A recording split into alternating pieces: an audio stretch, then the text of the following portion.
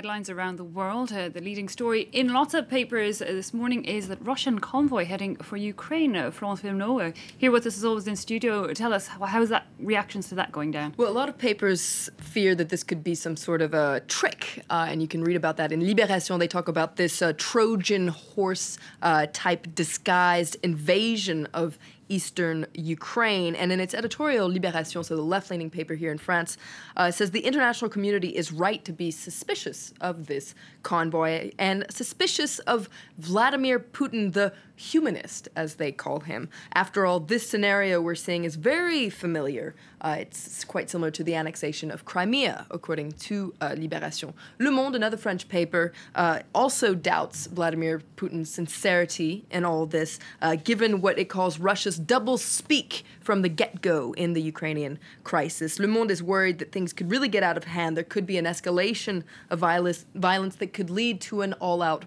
war. And that's exactly what The Independent fears as well today in their editorial. They say that war between Russia and Ukraine could be imminent. And they talk about NATO's Secretary General, who's admitted that now there's a high probability that the 45,000 Russian troops stationed on the border could invade. Gosh, yeah, some worrying things. Well, only time will tell. But let's go back to Le Monde, Florence, for a minute. They're looking at Vladimir Putin's popularity, which this crisis has indeed affected. Absolutely. Now, unlike the French president François Hollande, Vladimir Putin is a very popular president in Russia.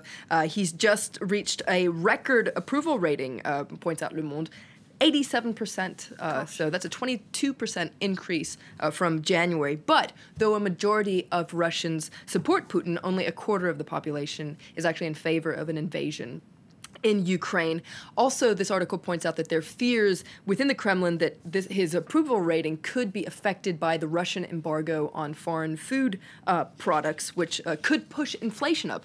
Why? Because this could actually affect poorer Russians who make up a large part of his electorate. Yeah, one does wonder how these surveys come about with these approval ratings. But moving on, one of the other leading topics, it's our main story here this morning, is Iraq. How are the papers covering that? That's right. Well, the Wall Street Journal is focusing on the political situation, and on their front page you can read that Iran backs this candidate to lead Iraq.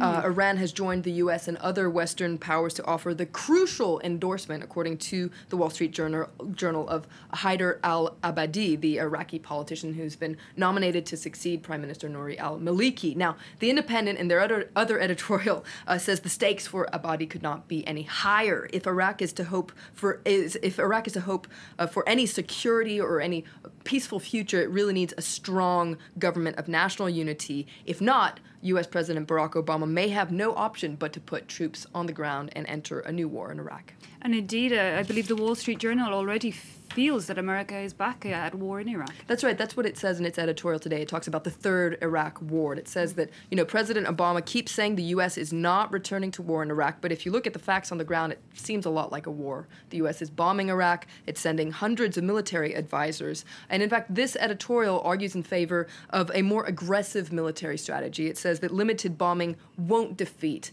Islamist militants. Now, a cartoon in The Independent likens the whole situation to the escalation of the U.S. involvement in Vietnam. And you can see here Obama saying, "Good morning, Vietnam," actually, "Good morning, Iraq." Gosh, and good morning, Vietnam, of course. Florence, we were talking about it yesterday. It was that famous movie by Robin Williams, who sadly passed away yesterday. And this morning, more news of another Hollywood legend, Laurent Bacall, has died. How are papers reacting to her? There's a big outpour of emotion in the press today, still about Robin Williams, also about Laurent Bacall. You can see here, this is the obituary in the New York Times. Lots of beautiful photos of her. Lots of people have been taking to social media as well to mourn these actors. Some have been offending people, though, with their tweets and postings, and you can read about it here in Slate, which offers 10 rules of Twitter grieving to avoid upsetting people. First and foremost, making sure the person you're tweeting about is actually dead. Yeah, one would hope that you would do that first. Gosh, now I'm wondering how many times has that happened. So finally, a word of rugby, Florence, and I hope you're going to mention the Irish women's team. That's right. They're playing today, as is the French team. It's the semi-finals in the Women's World Cup, which is being hosted here in France. As you can imagine, the French media is focusing on the French team. They've been receiving a wave of unexpected support.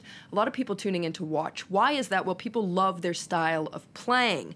They are spontaneous, daring. They take a lot lot of risks, unlike the men's team, according to Le Figaro.